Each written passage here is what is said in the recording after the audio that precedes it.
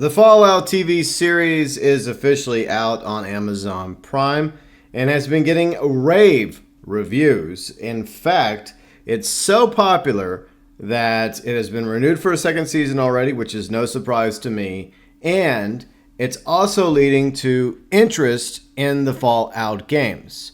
Fallout 4 has been going back up the charts since the release of the Fallout TV show because a lot of people that are watching the Fallout show actually have never played a Fallout game before. And I think that's a positive if a show is so good that it makes you want to go check out the latest installment of the Fallout franchise, such as Fallout 4 or the online mode Fallout 76, which has gotten better over the years.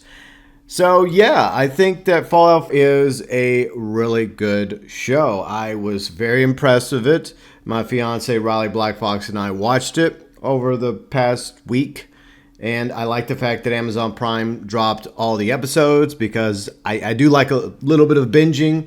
I see the pros and cons between binge watching and weekly releases. Maybe it would have been better to release 2 episodes of the Fallout TV series than put out the rest on a weekly basis. That way the interest could have continued to peak. But I think that it doesn't really matter in this case because people are very excited for the next season of Fallout and are jumping into the wasteland, whether it's Fallout 3, Fallout 4, or Fallout 76. So the TV series is being ran by Jonathan Nolan, which is, Christopher Nolan's brother, along with Jonathan Nolan's partner, Lisa Joy. They did Westworld on HBO. Now, the first season of Westworld, which was inspired by the movie written and directed by Michael Crichton, he later would take that inspiration and write a couple dinosaur books, Jurassic Park and The Lost World Jurassic Park. The first season of Westworld was really good.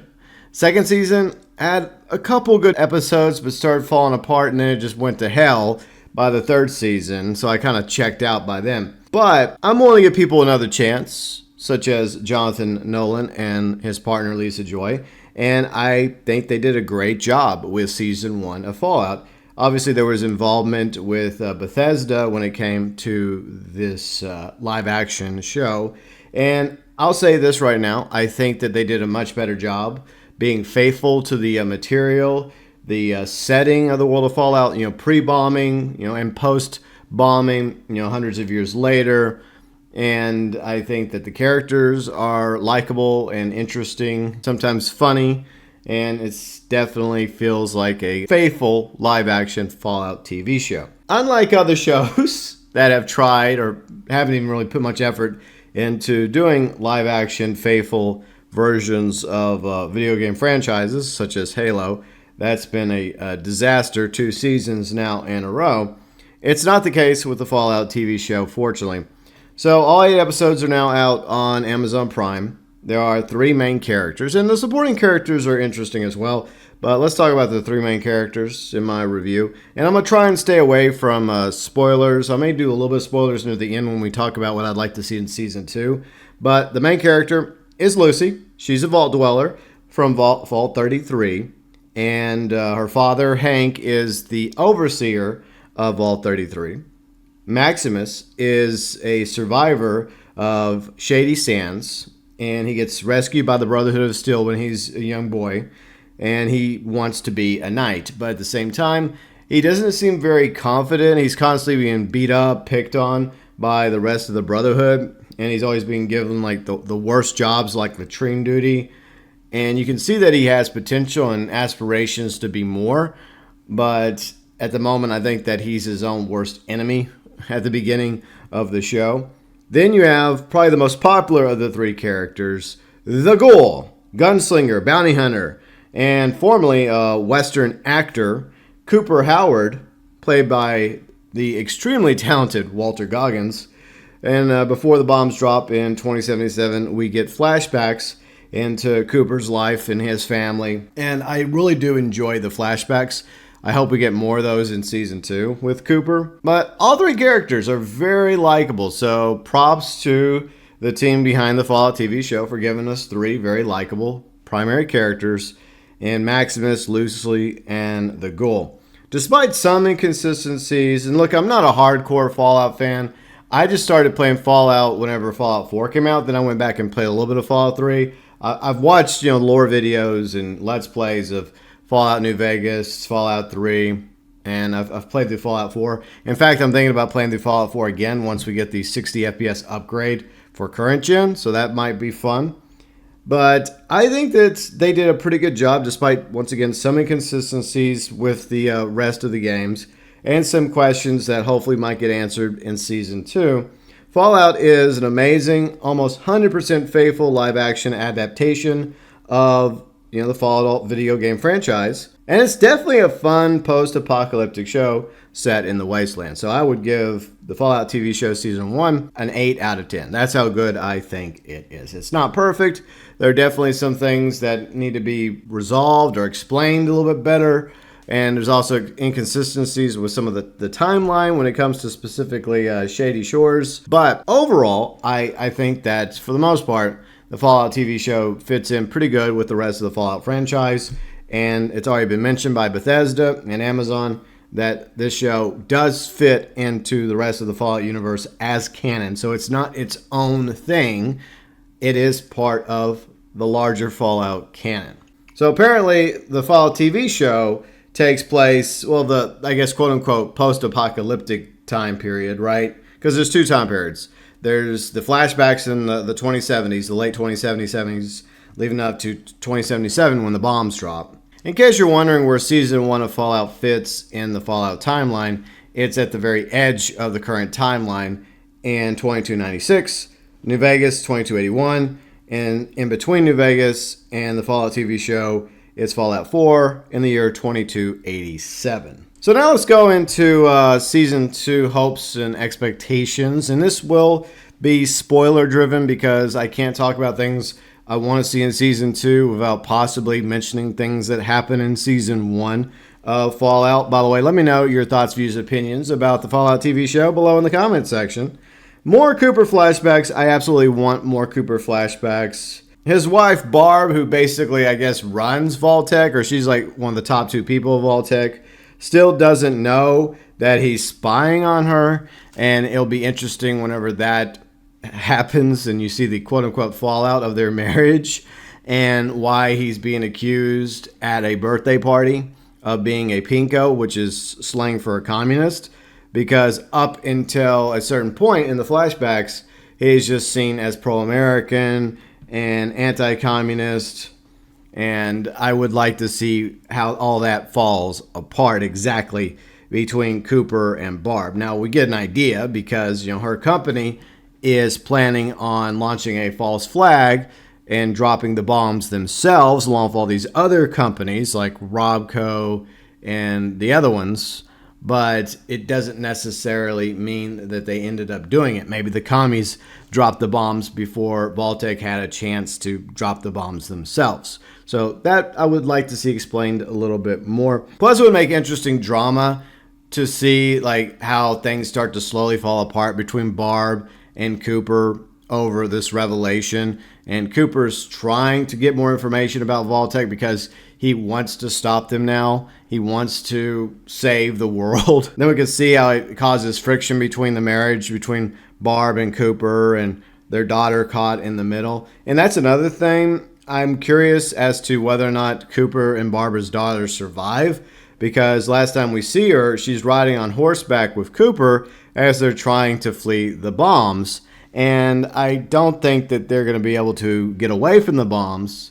It's obvious that Coop becomes a ghoul. It'll be interesting to see that transition of how he became a ghoul exactly. I know it's the bombs, but was there something else involved, like science experiments by Vault-Tec? And what became of Coop and Barb's daughter? Did she manage to get into a cryopod with her mom?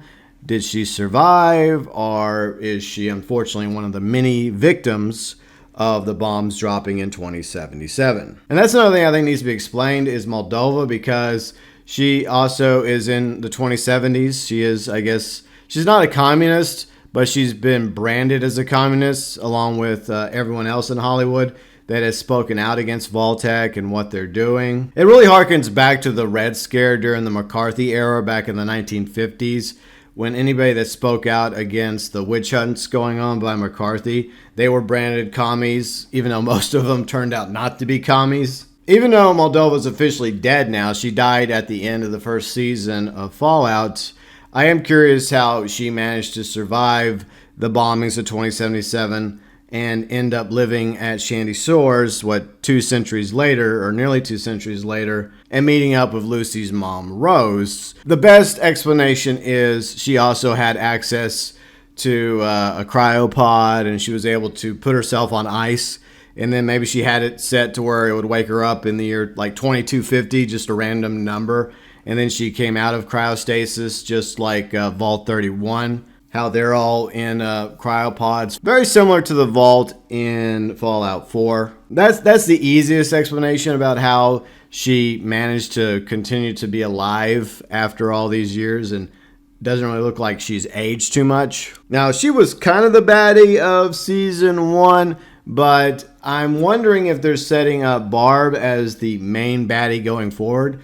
Most likely, she made it into Vault 31 or another vault altogether and was put in cryostasis like the rest of the executives and the board members of these companies. And for the record, I liked Barb up till the revelation that she's the one that wants to drop the bombs and kill everyone in order to get people into the vaults and then eventually rebuild society. So she's definitely a villain. And it'll be interesting to see how that plays out in the future, because I do feel like they're going to bring back Barb in a future season. If not Season 2, then somewhere else along the way. But she should definitely be a baddie or the baddie going forward. Another potential baddie is Mr. House. And that's going to depend on what is or isn't canon from Fallout New Vegas. So that'll be interesting as well, what they end up deciding along with Bethesda. Okay, so this story arc of the Courier is canon. The rest of it is not canon. So that will be fascinating in Season 2, because Hank is going to New Vegas. And is he going to Mr. House? Is he going to go see Barb? Is Barb there at New Vegas? What else awaits us in New Vegas in Season 2?